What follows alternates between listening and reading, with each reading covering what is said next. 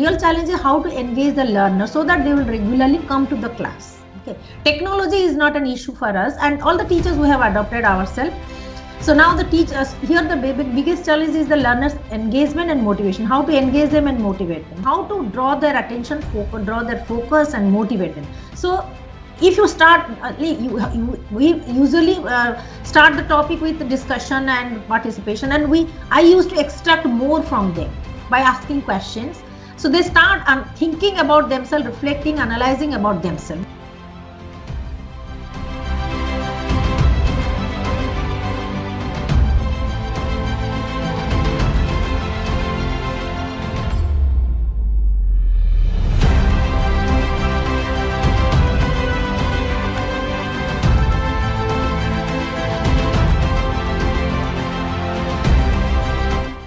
Now my situation is completely different.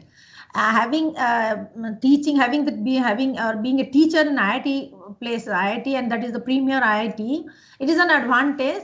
And also at the same time, we are also facing the challenges, because here our students are more smarter, okay, and they are tech savvy, and there is no scarcity of any technological tool or any software, and nothing is that. Because I just remember that during COVID time, when the micro MS team introduced and all these Google Meet and Zoom etc. introduced, so quickly we adopt ourselves. And the students were also very tech savvy. But the thing is that they were, at that time I felt that the problem was like, students were not motivated.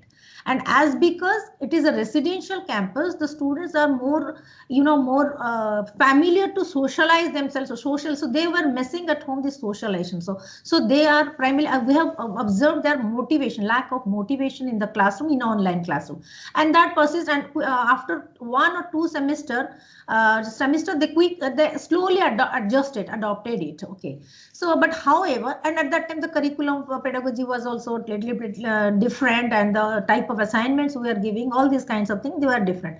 Now coming back to the campus, then after that is I think 2021 second half, 2021 or 2022 first half, first thing. So now because they were accustomed to that kind of environment, and so now initially they were reluctant to come back to the campus. That was again another challenge. But after 1 semester, when they actually came back to the campus, they enjoy the whole campus because it's participatory, more activity oriented, etc., etc. So now we are coming back to again normalcy, normal practice. So initially, here also now, even though after some time it has been regular, the physical classroom is mandatory for everybody, for both the students, etc. But often we also take the extra classes, tutorials, etc. as per that is beyond the timetable to facilitate the students learning and etc. That is to extra hours, but the routine work is, it is a physical classroom. Now in the physical classroom, now attendance nowadays, attendance is a big problem. Students are not motivated to come to the class. And the characteristics here, learners' characteristics, they are tech savvy and they are very talented, etc. So when, like, my background is, I am from social psychology, social science, that is psychology, education, etc.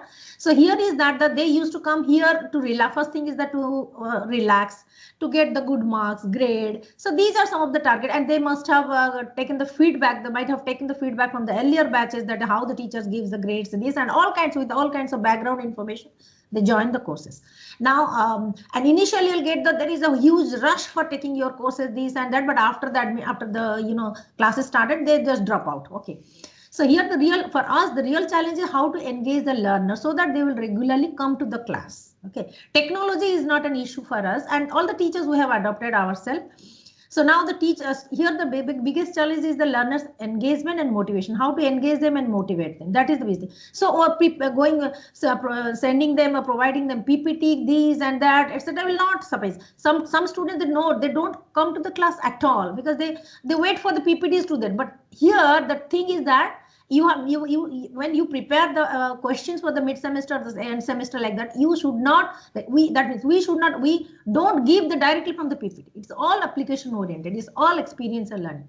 So those who have attended the classes and participated in the discussion, etc., they did well.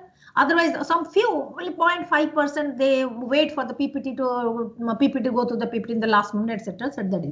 So this is one challenge. They already take Sabi, and moreover, even if you prepare a very good PPT and use the flipped classroom or blended learning, whatever you do, unless and until it is very challenging, and even if what doesn't matter what subject you are teaching, it has to be challenging. So they will come to the class and listen.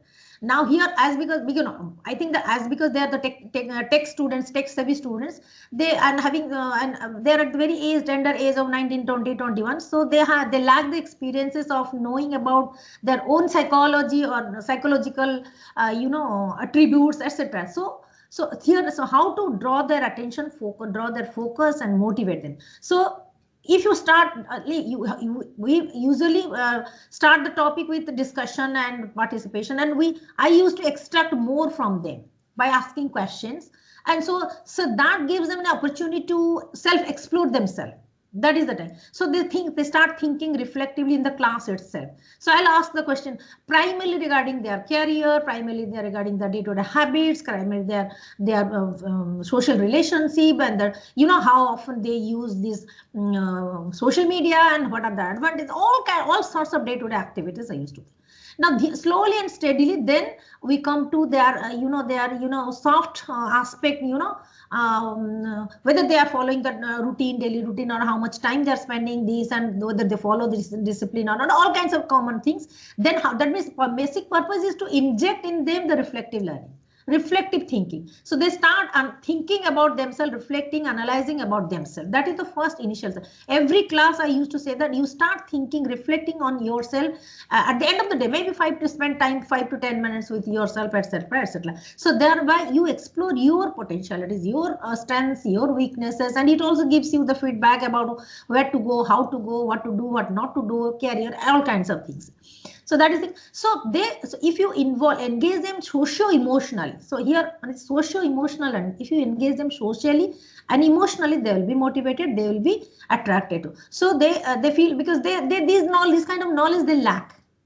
Book knowledge, bookish knowledge, content knowledge, technology knowledge, they know everything. They know. You have to mold them, motivate them through socio-emotional learning. That is one thing. It is also mentioned in NEP. It also mentioned that is one aspect. Second, experiential learning is that, but we have the limited classes and 32 classes, 40 classes in a semester. So we, in terms of experiential learning, I used to give them some projects, group projects, team projects. We used to have some quizzes, a discussion, etc. But after that, 20-25 marks, that is presentation, group projects. So there we have to be very innovative in thinking something unique, something different. Okay. And that is actually participatory learning, that is collaborative learning experience. They actually learn maximally 70 to 80% in that process also.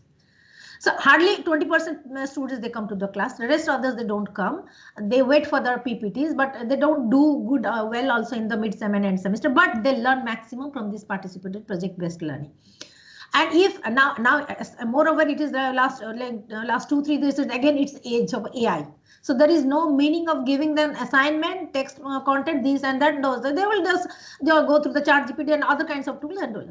But when we give them the projects are something interdisciplinary, transdisciplinary, something where they have to think and think in a creative and innovative way to design something. And they're smart learners. They're the smart learners. So they engage, they do outstanding things, outstanding presentation, even though they use the AI, but all very, very good design, very good innovative works they do. So that is the process they learn maximally.